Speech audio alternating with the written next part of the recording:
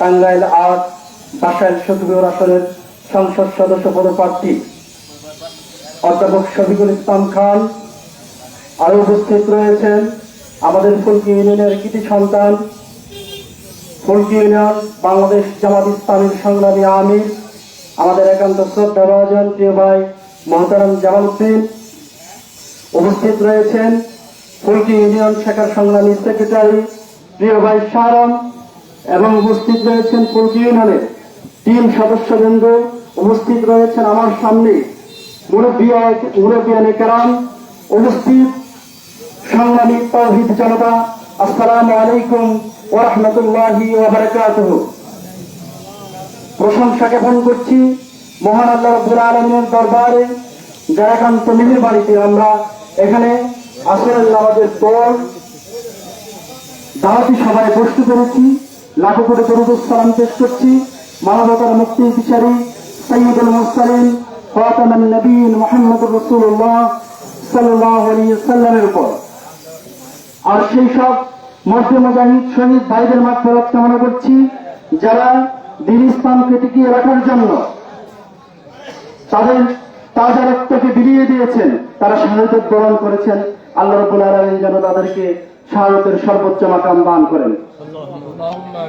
সংগ্রামী উপস্থিতি, আমরা একটি ক্ষুধা এবং দারিদ্র্য মুক্ত, ন্যায় ইনসাফ ভিত্তিক এবং বৈষম্য মুক্ত একটা দেশ প্রতিষ্ঠার জন্য বিভিন্ন ব্যক্তিকে ভোট দিয়ে বিভিন্ন রাজনৈতিক দলকে বিভিন্ন সময় আমরা ক্ষমতায় পাঠিয়েছি, কিন্তু তারা ক্ষমতায় গিয়ে এদেশের জনগণের কথা না ভেবে তারা হাজার হাজার কোটি টাকা বাইরে পাচার করেছে।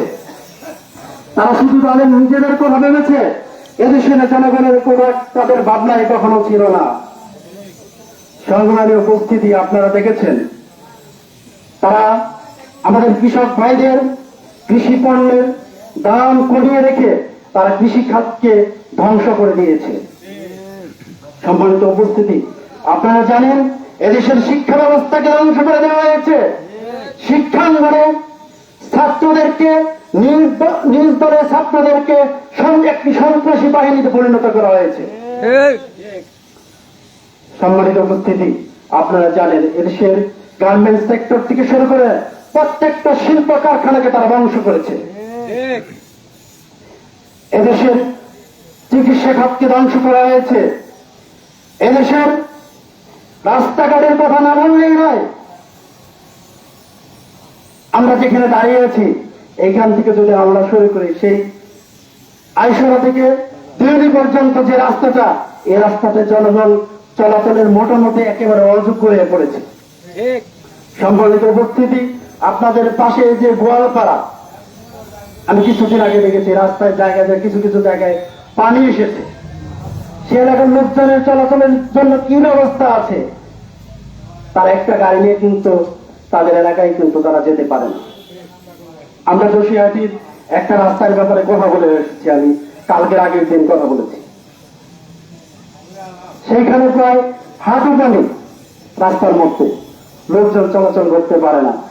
আপনি চরপাড়া থেকে জসিয়াহাটি পর্যন্ত যে রাস্তাটা, কি বলে ওটাকে, আরজুগুর, সেই রাস্তাতে বৃষ্টি হলে লোকজন চলাচল করতে পারে না।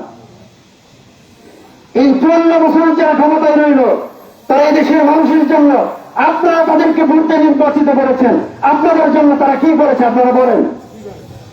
তারা আপনাদের জন্য কিছুই করে নাই, শুধু নিজের পেট পড়ছে, বাইরে বিদেশে বাড়ি করেছে, গাড়ি করেছে। তাদের একটা সন্তান দেশে পড়াশোনা করে না, তাদের সন্তানেরা পড়ালেখার জন্য কি বাইরে যায় তারা। সম্মানিত উপস্থিতি, এইখান থেকে আমাদেরকে বের হয়ে আসতে হবে। এইখান থেকে যদি আমাদেরকে বের হয়ে আসতে হয়, তাহলে আমাদেরকে সৎ এবং যোগ্য ব্যক্তিকে ভোট দিতে হবে।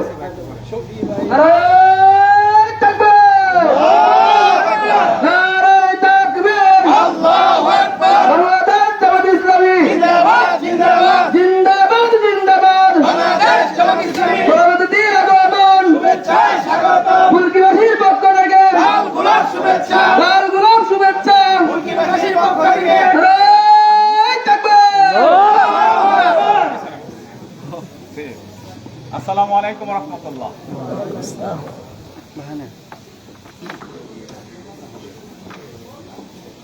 আলহামদুলিল্লাহ, ইতিমধ্যে আমাদের মাঝে উপস্থিত হয়েছেন আমাদের বাসায় সখীপুর ৮ আসনের বাংলাদেশ জামাত ইসলাম কর্তৃক মনোনীত এমপি প্রার্থী, বাসাইল উপজেলা পরিষদের সাবেক সফল ভাইস চেয়ারম্যান, আমাদের শ্রদ্ধাভাজন, আমাদের প্রিয় স্যার অধ্যাপক শফিকুল ইসলাম খান। আমাদের আজকের এই সমাবেশের পক্ষ থেকে স্যারকে এখানে সময় দেওয়ার জন্য অসংখ্য মোবারকবাদ জানাচ্ছি। সম্মানিত উপস্থিতি, আমি বলতেছিলাম যে সৎ এবং যোগ্য নেতৃত্ব ছাড়া এদেশের ভবিষ্যৎ একেবারে অন্ধকার হয়ে যাবে।